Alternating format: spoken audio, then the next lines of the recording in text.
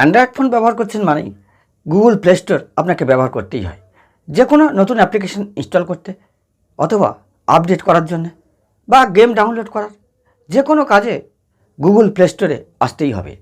অনেক সময় দেখা যায় গুগল প্লে স্টোরে নানা রকম সমস্যা হয়, যার ফলে অ্যাপ্লিকেশন ডাউনলোড করা যায় না।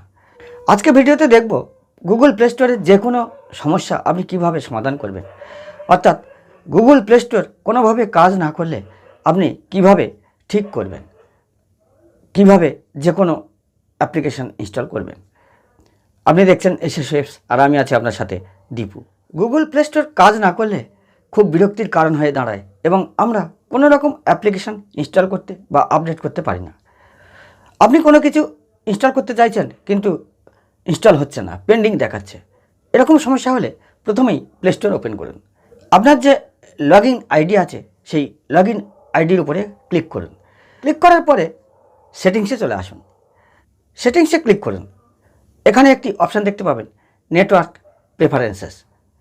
এখানে ক্লিক করুন। এরপর অ্যাপ ডাউনলোড প্রেফারেন্সেস ক্লিক করুন।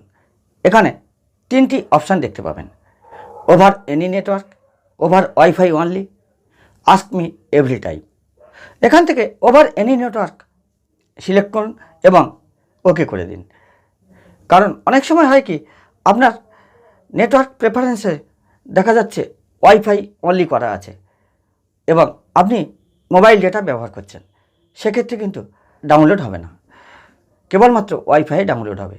তাই আগে দেখুন এখানে ওভার এনি নেটওয়ার্ক করা আছে কি না, না থাকলে ওভার এনি নেটওয়ার্ক করে দিন এবং ব্যাকে চলে আসুন। এরপর মোবাইলের সেটিংস ওপেন করুন। এখানে সার্চ করুন অ্যাপস বা অ্যাপ্লিকেশন ম্যানেজার বা ইনস্টলড অ্যাপস। বিভিন্ন ফোনে বিভিন্ন নামে থাকতেই পারে। এখান থেকে অ্যাপস বা ইনস্টলড অ্যাপস যে অপশানটি আছে সেখানে ক্লিক করুন। অ্যাপস ম্যানেজারে ক্লিক করুন। দেখবেন আপনার ফোনের সমস্ত অ্যাপ্লিকেশন এখানে চলে আসবে। এর মধ্যে থেকে গুগল প্লে স্টোর সার্চ করুন এবং গুগল প্লে স্টোরে ক্লিক করুন। এখানে একটি অপশান দেখতে পাবেন, ফোর্স স্টপ। ফোর্স স্টপে ক্লিক করুন এবং প্লে স্টোর ফোর্স স্টপ করে দিন। এরপর স্টোরেজ সেকশানে ক্লিক করুন। স্টোরেজ সেকশানে ক্লিক করার পরে ক্লিয়ার ক্যাশ এবং ক্লিয়ার ডেটা দুটি অপশান পাবেন, দুটোকেই ক্লিয়ার করে দিন। গুগল প্লে স্টোরের ক্যাশ এবং ডেটা ক্লিয়ার করার পরে ব্যাকে চলে আসুন। এরপরে দেখবেন আপনার গুগল প্লে স্টোর ঠিকমতো কাজ করছে। এরপরেও যদি না হয়, ফোনটি একবার রিস্টার্ট করে নিন। রিস্টার্ট করার পরে যদি না হয়, আপনার জিমেল আইডিতে কোনো সমস্যা আছে অথবা আপনার ফোনের ইন্টারনাল স্টোরেজ অনেক কম আছে, যার ফলে কোনো অ্যাপ ডাউনলোড হতে পারছে না। এক্ষেত্রে একটাই রাস্তা আছে, আপনার ফোনের সমস্ত মিডিয়া বা ফাইল ব্যাকআপ নিয়ে নিন এবং ফোনটি একবার রিসেট করে নিন।